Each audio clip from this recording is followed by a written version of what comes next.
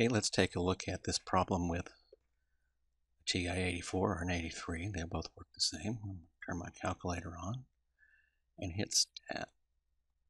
I'm going to now enter the data from the problem into lists 1 and 2. If you haven't seen this yet, this is just a little spreadsheet, 6 lists. You can add more if you wanted to, but we won't need to. So in list 1, I'm going to put 15.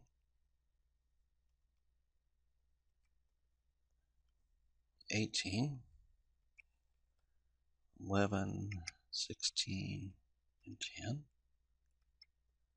I'm going to go over to list 2 and put 9, 12, 11, 6, and 12.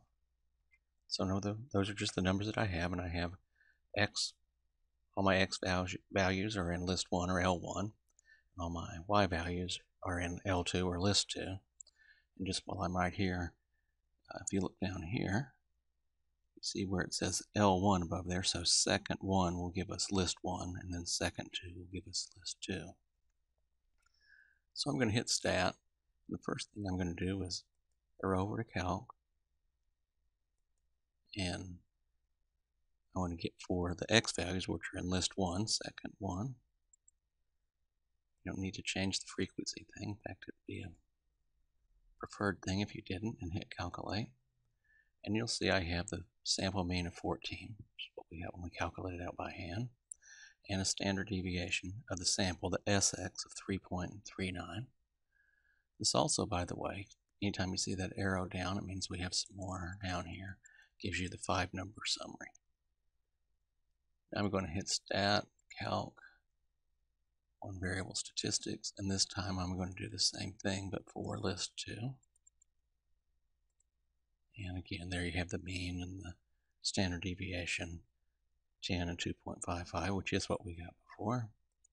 And then there's the 5-number summary as well. Now I'm going to hit Stat.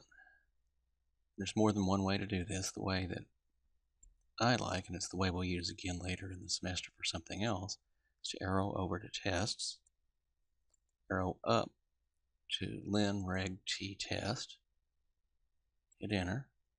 My X's are in list 1, my Y's are in list 2. If they were somewhere else, you would change that. And for now, that's the only thing you need to change.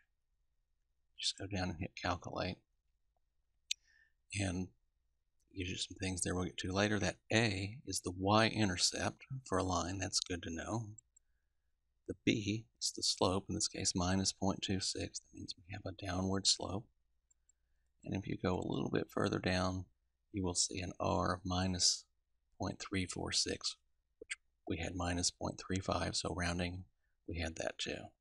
So you should use this calculator to check your work when you're doing a problem, and then in some cases, we'll just use it straight away to do the work. In particular, we're going to come to a place pretty quickly here where we want to look up the A and the B, the y-intercept and the slope, and then we'll use that.